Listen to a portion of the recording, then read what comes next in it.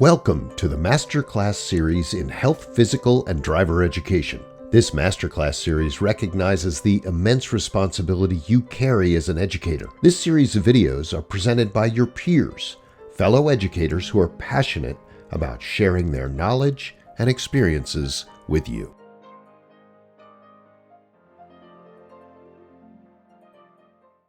All right, this is actively engaging paraprofessionals in physical education. My name is Liz Metz. With me is my colleague, Emily Clowser. We are both from Frederick County, Maryland. Surprisingly, Emily and I have known each other since middle school. Together, we went through high school and college and came together to our home county, which is Frederick County, Maryland.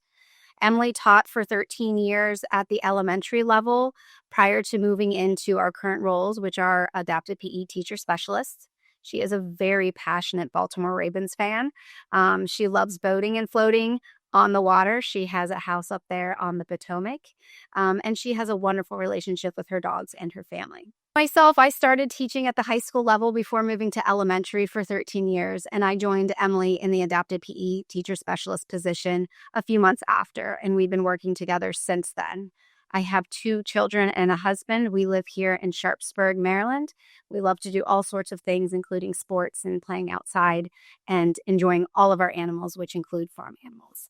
But today we are going to talk about supporting paraprofessionals or SEIAs in physical education. You may hear us refer to both of these positions interchangeably, but understand that they both mean special education instructional assistants or paraprofessionals. Before I begin talking about their roles in PE, I have a question for you. Have you ever had a SEIA come into your gym and do nothing? I have. And I learned very quickly that having 2 chairs inside the gym helped enable that SEIA to sit and relax and not really participate and support the student while she was in the gym. I think we probably have all seen and had that experience before. So we're going to talk a little bit about what should those individuals be doing instead of sitting in those chairs. There are many roles a paraprofessional can take when they come to PE. A lot of it depends on the student or multiple students that they are supporting and those students' needs. But in general, here are some things that we have learned through our years of teaching in general physical education, as well as supporting those paraprofessionals in our current role, working with them and learning about their needs and what they do when they come to PE. So the first thing would be working with staff to support the student needs through a team environment. As we go through this presentation, you're going to hear a lot about how we need to work together through communication and joining together to help the students, which that means we need to meet or communicate with those individuals and the PE teacher prior to the class so they know what supports are needed during that class. One thing I say often to my paraprofessionals is I understand that not everybody likes coming to PE. It might not have been their favorite class when they were in school, but it's super important to fake it through the class. You need to show up with a smile because a lot of that energy that they bring to the class, the students can feel it.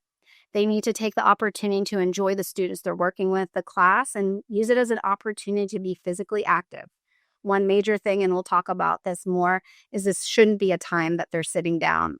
They shouldn't be playing on their phones, reading books, etc. They're here for a purpose, and that purpose is to support their students. They can do that by monitoring them a little bit back or directly assisting them during the activities and participating with them as is needed to help increase that access to the curriculum and their experience when in class. Where needed, they might have to communicate on behalf of the student and we'll talk about this more along the way, document that student progress. Some other things they need to do that's very important depending on the program, if the student or the SEIA is there during a general education class or an adapted PE class with gen ed peers, is support that peer interaction and engagement. Model that language, model the body language and what they should be doing when they're there. They need to help students with equipment. If a piece of equipment isn't working for their student, they might need to go request a different piece of equipment from the PE teacher or go in and find something that might work. They often have to assist with administrating specials-based assessments. So in PE, we do have benchmark assessments. We do have written assessments depending on the student's ability. That SEIA is there to assist them, not do it for them, but to assist them with that assessment. Some other things would be assisting the PE teacher with behavior issues. This is more and more of a concern in recent years than it has been before. We have more behaviors that are showing up in the gym. The gym can be a very overwhelming experience for many students, and that can lead to behaviors. Those SEIAs know the expectations. They hopefully know the BIP if there are routines and things and roles actions they should be taking with that student. They need to communicate that with the PE teacher. And then they might need to be proactive and take that student on a break to a different location. Give them an opportunity to self-regulate while reducing the interference with the rest of the class. We don't want to have to completely shut down an entire PE class of other students accessing engaging if we can be proactive when we see a student starting to get heightened. Those breaks could be outside in the hallway. It could be outside of the gym if it's fresh air and good weather. But one thing we often tell them is come back to PE. We don't want to start a habit of allowing students to think that they can have a behavior and get out of PE. Obviously, if it's the last 3 to 4 minutes of class, you might not have the opportunity. But if it happens in the big majority chunk of that class, bring those students back. Now that we've talked about some roles in PE, I have a question for you again, Em. Have you ever had SEIAs come into your gym and just nail what they're supposed to do and do exactly what you were expecting them to? I have. I was able to build some relationships with the SEIAs that I worked with at my last elementary school, and they still to this day are some of my closest friends. But it started with me educating them, finding out what they're comfortable with, and then slowly integrating, working on goals and objectives, and giving them the freedom to go in the closet and pull out a piece of equipment if they felt they needed a change. But I think making sure that they felt like they belonged and they were part of the class and me not always talking at them really helped us build those relationships. And I think that's why they're still good friends today. That sounds a lot like you showed them respect when they were in your class. And I think that's what you want to talk about next. So personally, I'm a huge Aretha Franklin fan. So the reason we put this in here years ago was because, I love her song. But really and truly, we heard this from some people when Liz and I first started in adopted PE, and we were wondering, how do you get SEIAs to just automatically come in and work with you and support students? And even if there's chairs in the gym, they don't sit in them. And one of the things we heard a lot was the word respect and building relationships with them. So that's why we came up with this slide, because I think it's really important that we do show them respect. They are a part of supporting the student just like teachers are. And I often say that SEIAs and paras have some of the most difficult jobs in the school system.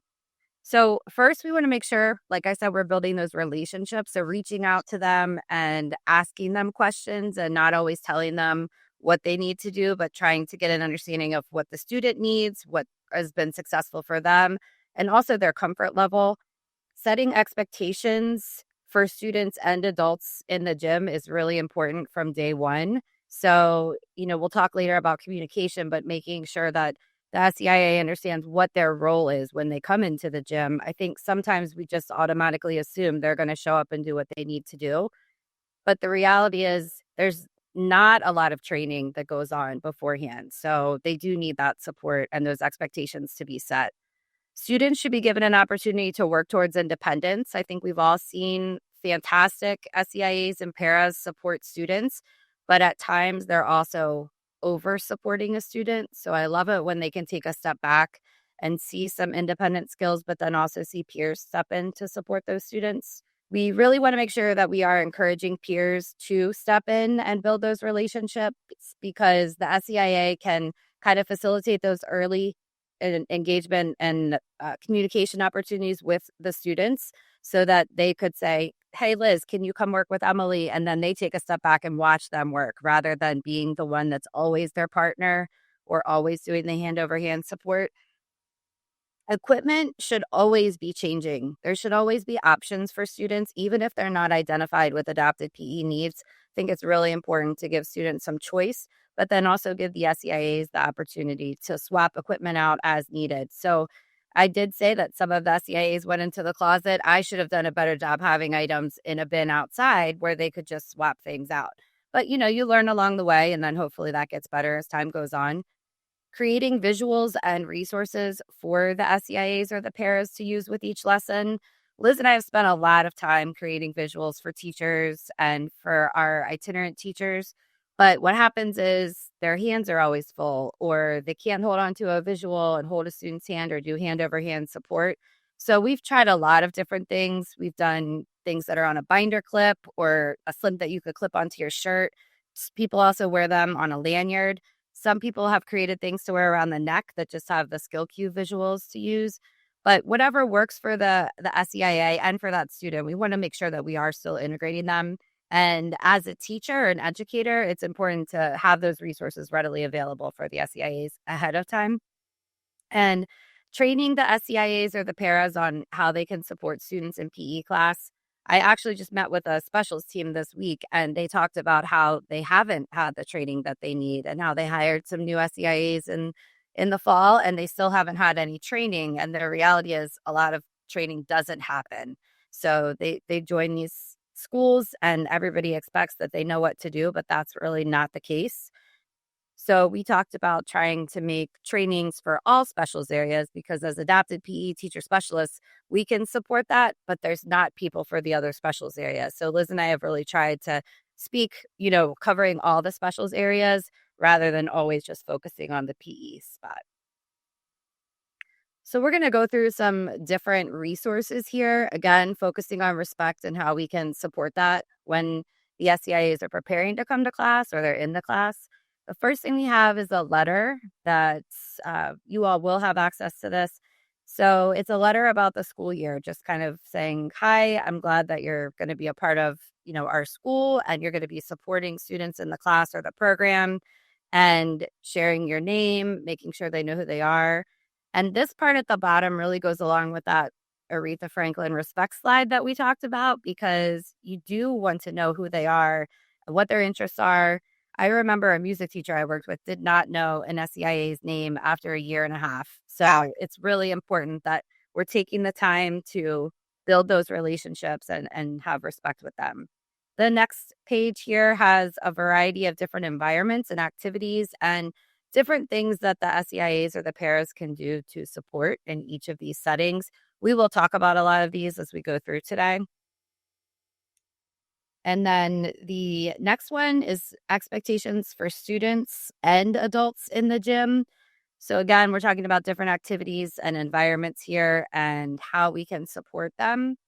And the do's and don'ts, these really are helpful, and they obviously can be geared towards any instruction area. You can modify this for your gym if it looks different than this, but giving them suggestions of how they can support the student. I think a lot of times they think they only support the student when they're in the classroom, but we want to make sure that they're comfortable and able to support in the gym as well. Giving students opportunities for independence. So we're looking here to have students use visuals or different colored spots where an SEIA could say, you're going to move only to the red spots today. And that obviously would be set up by the PE teacher. Visual supports that. And then the student could work on just moving to red spots or just moving to green spots as they go through the PE class. But again, that needs to be set up by the PE teacher ahead of time. Here's some resources about training paras or SEIAs. So we've used some of these items throughout our training sessions in our county. This one talks about data collection during the warm-up. As you can see, Jennifer Aniston and Matthew McConaughey are students in Frederick County Public Schools. But a really quick way for people to collect data during a warm-up. So if these are printed off and you have color zone charts or maybe a clipboard or something that they get, it's a really easy way to track data. The next one is visuals and resources. We're just going to show you a couple of tweets as we finish up this slide. All right, here's an example where they were able to take visuals off of the ACT device and match them up for the student. And that's something we've had a lot of conversations about. The visuals, you could have 20 different apps or devices and all the visuals might be different, but it is really important to provide feet on the ground, a home base spot, making sure there's a target for students. Here's a bowling example we did. We actually made rollout bowling steps for the 3-step approach with bulletin board paper, laminated. It gets passed around the county.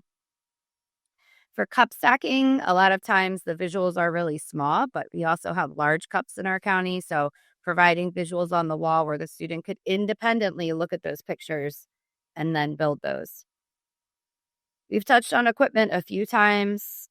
Liz and I love coming up with new ways to use a regular piece of equipment. So this is an example of some items that we had trying to make something that's tethered or hanging for students to strike. And as you can see, they have different paddles. But again, we have the home base spots with those gel tiles.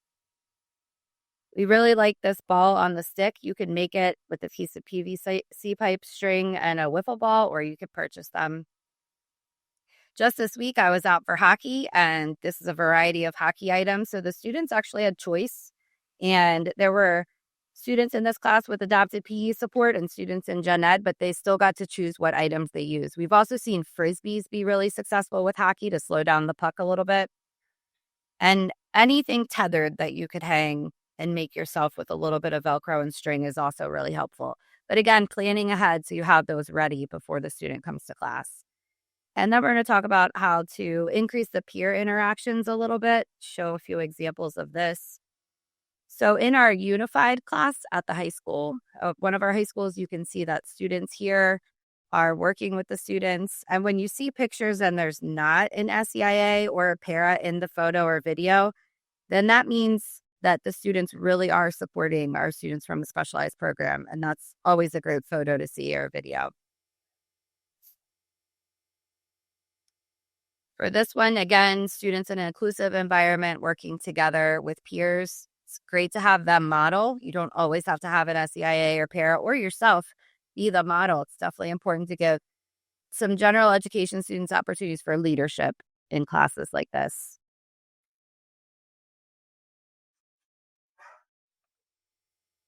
And then here we have students that came into a general ed setting from our program that's a communication-based program. So a lot of peers were working to independently support students while the SEIAs were in close proximity, as you can see here. And they were able to kind of facilitate those relationships and get students engaged with each other and feeling comfortable. Now, the reason they're in close proximity is because if a behavior escalates or a student becomes uncomfortable, obviously they want to step in. But we do like when they're able to step back and really watch what's going on in the class. So now we've talked about building those relationships and really establishing some respect in the gym. Liz, what was your favorite way to communicate with the SEIAs when you were teaching, or even still, to make sure that you're supporting them ahead of the class period?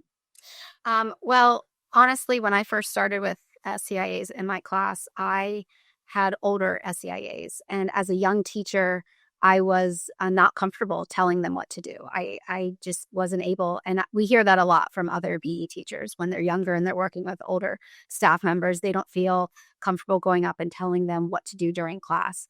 So as a little way around that in the beginning, I created little task sheets, kind of like the sheet we saw earlier when you're in the warm up. This is what the student's doing. This is what I need you to do. And it would go through. And I would put that in their mailbox with a little nice note, looking forward to the week, letting them know exactly what was going to happen with the students and what they needed to do to support that student when they came to our class. So speaking about communication, it is super key. And as I just mentioned, I was embarrassed. It was hard for me in the beginning to do it, but the more practice and the more I did it, the easier it got. But it is super, super important to building that respect, as Emily was saying earlier. The first thing I encourage everybody to do is ask questions. Ask first, what is their name? Oftentimes I was horrible with names, but I would then take pictures of them, write their name down, put it in a binder. So as the year went on, I would learn their names before, and I would reference it before they came to my class. I might only see them once a week, maybe twice a week when I was teaching elementary school. So I had to refer back to that, but it makes a big difference when you talk to somebody and you use their name. I'll learn it, remember it, and then continue to use it. But then also communicating about the student, asking them when they come into your gym, how has the student's day been? Like, what has occurred prior to them coming to the gym that might affect the way that you support them or if you need to make changes. I had a student recently when they came to me, they did not have a great day. They were ignoring everybody. And she reminded me, don't be concerned when he's not looking at you and not responding. He's just been that way all day. I didn't take offense to it, but then I was able to use some different strategies to work around that moving forward. They know the student more so than anybody else. They're with them constantly. So asking them about the student's likes and dislikes can be huge. Finding out if they have a favorite cartoon character or a favorite song or an activity that you can build into the way that you support and prepare your class. If you're doing any videos or music, that's a great way to help gain and sustain their attention when they're participating in class. Seeking their knowledge about their behaviors, how to de-escalate, or if a student does get to that heightened level, what do we need to do to help bring them back down? Are there any triggers the student might have that we need to avoid? Are there any use of words or prompting that would be better to communicate with that student is super important. Also inquire about rewards and breaks. I hate to say it, but oftentimes our students have first then charts, they might have schedules, they might have task reward charts in the classroom, but oftentimes they do not bring them to PE. We encourage them to bring them to PE because those types of expectations should be across the board, not just in the classroom. So finding out about what those are, what the student might be working towards that day, what types of timeouts or consequences might be appropriate for them is very important to stay consistent and support the student's needs and what the IEP team and the whole school team has decided is the best method for that student. Also inquiring about student specifics in regards to sensory, the lighting, the colors in your classroom, or sounds. We as PE teachers, we love to play music, but sometimes our music gets a little bit too loud. You've seen in some of the pictures that we've already shown students coming with headphones on. Sometimes even that's not enough. It's okay to change it up for that single class or that single student. I once had a student who really liked classical music. So instead of playing all the kids' bop, we changed it to classical. Oftentimes he came in heightened, we turned the lights down. We'd have a nice calming environment, and then that would allow that student to self-regulate, and then we would go on with class for the rest of the time. Emily, you have a really good example here that I'd love for you to share of what you did with your little guy and his minions. Can you share that with the group? Sure. I had a student who was afraid to come into the gym. So it took us quite a few weeks to actually get him to start coming in, even if it was only for 5 minutes. But I did find out that he loves the color yellow. So I took yellow floor tape and I made him a minion at the yellow color zone. I had 6 color zones. Of course, he was at yellow. And I put a minion on the floor and that was his spot. So every time he came to PE, he was able to go to his minion spot. And I also made some mini versions of a social story. They were really simple. He was in kindergarten, so he liked anything yellow, SpongeBob minions. So his workouts would have yellow visuals at the color zone. If this was his warm-up spot or we were working on jumping, then I would show him these visuals. And it actually got him to want to come to PE. He became more comfortable. We were able to pull back on the adult support and get him to be more independent because he really enjoyed these visuals and he would do what they were doing. So I spent a lot of time looking for creative Minion and SpongeBob and yellow visuals for him. That's awesome. I love that. There's more ways to communicate though. And what is super important is understanding that you as the PE teacher, you are the teacher of record. It's very important that you take that responsibility to make sure you also share information with the SEIAs. You need to communicate with them what you need help with, how they can assist you as the PE teacher and the student. Before the class happens, whether you're doing it days in advance, an hour, the morning, or there, tell them what the objectives are, what the lesson expectations for the general ed setting is, and then what kind of modifications or adaptations you're making for the student the parent is supporting. It could be through an email to them for the weekly or monthly plans. You can explain to them how they support their student in the class, either in a global way or specifically for the lesson or the activity, what modifications might be needed, and any assessments or modifications that are coming up that they can be aware of. Emily, is this something that you did often with your SEIAs when you were teaching elementary? I did. I started to send a weekly email on Fridays, and I made sure they knew to expect that during my plating block on Fridays. And I would tell them the upcoming unit, how long it was going to go, a week or 2 weeks. And then I just put all of the students on one email. It went to about 5 SEIAs, but I broke down what each grade level was doing for that student and then said what the plan was for how we were going to integrate their adapted PE goals or objectives. And then also how they could modify, if we were doing jump rope, I wanted to make sure they had modifications for jump rope and then also equipment suggestions. Because I think what happens sometimes is we're so focused on teaching the 25 or 27 students. And then we have that one student that's really struggling. Either we focus on them too much and we lose the instruction of the rest of the students who might be struggling, or we can work together with the SEIAs and the paras to make them feel comfortable about an activity like jump rope where they maybe don't want to jump rope, but we still give them opportunities to support the student so they don't shut down or have to leave, like you said earlier, for a break. I love that. In there, we also discuss printing out directions. More often than not, when I'm observing a class that has multiple SEIAs and the PE teacher is explaining the activity for the day, what the students are going to do, how the game works, where they're going to go, they're talking while that SEIA is supporting the student, either with the behavior, preparing where they need to sit, making sure they're paying attention. And they might not get all of the directions or those key elements or the critical elements to the skill of the student. So printing that out for the staff that they can refer back to allows them to properly repeat the directions to the students during class. We don't want them there practicing the underhand toss, but they're giving overhand throw critical elements or vice versa. We don't want them to be telling the wrong directions or rules to a game. So printing that out and giving that to them to refer to is a huge help on their part. Posting information and schedule in the hallway is also a great way that they can read it and refer to it before they come into the gym. I had one PE teacher. She had a whiteboard. It was kind of a triangle whiteboard she put out. And it was an easy way because all the SEIAs would pass the gym prior to going to their classrooms in the morning. And they look at it right then and there and know what was going on that day. And it was very helpful for the students to see it as well. And then the pairs, because they would be able to help motivate the student prior to coming to class. As I said, prior to coming to class, and Emily, you talked a lot about sending that email out the Friday before. Why is it super important that we make sure we're preparing not just the student, but the paraeducator before coming to PE? We want to make sure that we're prepared. An example down here in this picture, I went out to see a middle school class and they were playing wiffle ball and there was no equipment for a student in a wheelchair to be able to participate with his peers.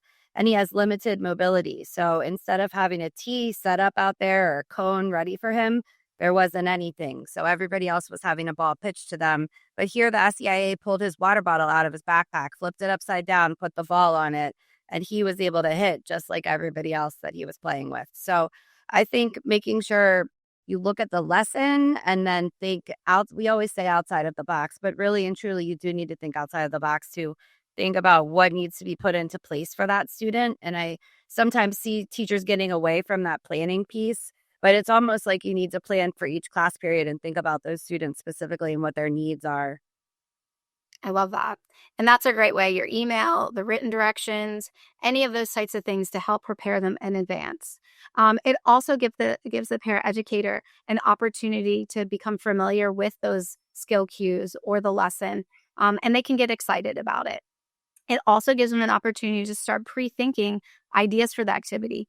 We do our best as physical educators to come up with ideas on how to modify and how to adapt, but oftentimes, until you see it or try it, you might not even think about it. So giving somebody else the idea to think about what it is that's going to happen and them knowing their students so intimately might give them an opportunity to come up with a new idea that they want to bring to the class and use with their students. Emily kind of mentioned it earlier about having a bin out of equipment that could be swapped out when using it during a lesson, but also having a bin with sensory items for a student to use during instruction time can be super helpful. I had a student who really, really liked water. Obviously, we don't want a lot of water all over the gym, but I went out and bought a small little spritz bottle that was just a gentle, light spray. And when he needed an opportunity to take a break or he used it as a reward, he could play with the spritz bottle, and often he would just spritz his face, and that brought him a lot of joy. It kept him calm, and he stayed engaged in the activity, which was great. Once again, having that big box or bag with equipment Also the visuals and data sheets. We're going to talk about that in just a minute. Having everything ready in advance so students can access the lesson and the activity is super important, but also to ensure that we are integrating the students' adaptive PE goals, objectives, and supplementary aids that are all documented on that IEP. We need to make sure we have what we need, that we can include those during class. One thing we try to tell our PE teachers and remind them that while our paras or SEIAs know these students better than us, they are not trained in PE curriculum and the best practices. We are as the physical education teachers. And what that means is it is our job to communicate that to the paras prior to, during, when it is needed to ensure that we are doing the right things for the students when they are in PE. It's not you being disrespectful to share with them in a polite and respectful manner what it is that you need them to do. It is okay to give them corrective feedback if they're using the wrong skill cues or not using the right equipment, or if you would want them to do something else. It all goes back to Aretha, making sure we're doing it in a respectful manner, using all the opportunities to share with them in advance all the information that they may need. As I just said, though, adaptive PE goals and objectives are something that our SEIAs can help with, but it is a difficult thing. A, they might not know it. B, they might have never done it before, and they might not feel it's their job. So that's something that we've worked on a lot in the last few years, and I would like Emily to speak a little bit more about data collection and how we use SEIAs in that role when they come to PE.